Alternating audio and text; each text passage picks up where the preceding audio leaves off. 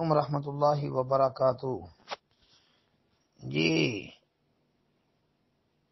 یہ بھائی نے ایک پوسٹ بھیجی ہے جی، رفع الدین منسوخ اور رسول اللہ کے نزدیک ناپسندیدہ عمل، جابر بن سمرہ والی روایت انہوں نے۔ بھائی یہ حنفی لوگ جو ہیں لوگوں کو گمراہ کرنے کے لیے اس طرح کی باتیں کرتے ہیں۔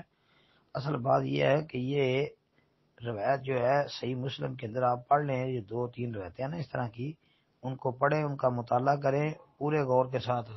اور اس رفع الدین کا تعلق تشہد یعنی سلام پھیرنے کے ساتھ تھا کہ جب سلام پھیرتے تو اپنے ہاتھوں کو اس طرح دائیں بائیں کرتے۔ تو اصل میں مقصد اور مطلب اس روایت کا یہ ہے، جس کو لوگوں نے جو ہے نبی علیہ الصلوۃ والسلام کی سنت کو ترک کرنے پر دلیل بنا دیا ہے جی۔ تو یہ حنفیوں کی بے وقوفی ہے کہ وہ اس کو ترک رفع الدین کی دلیل بنا کر پیش کرتے ہیں۔ اللہ تعالیٰ ان کو عقل دے، ہدایت دے۔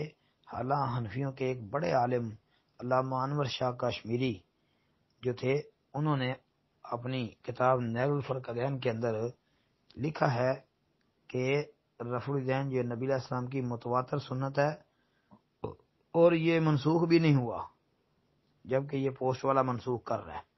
اس پوسٹ بنانے والے کو اللہ عقل دے، سمجھ دے، اور کم از کم اپنے بڑوں کی بات کو ہی سمجھ جائے جی۔ اس کے علاوہ بھی حنفیوں کے کئی اقوال ہیں جن سے یہ پتہ چلتا ہے کہ حنفیوں کے بڑے علماء جو ہیں وہ رفع الدین کو جو ہے سنت سمجھتے تھے، بلکہ متواتر سنت سمجھتے تھے، اور وہ اس کے نسخ کے قائل نہیں تھے جی۔ تو بھائی روایت کو سمجھنا چاہیے، نہ کہ اپنے مطلب کی بات نکال لی باقی کو چھوڑ دیا جی۔ اللہ حنفیوں کو سمجھ دے جی۔ السلام علیکم ورحمۃ اللہ۔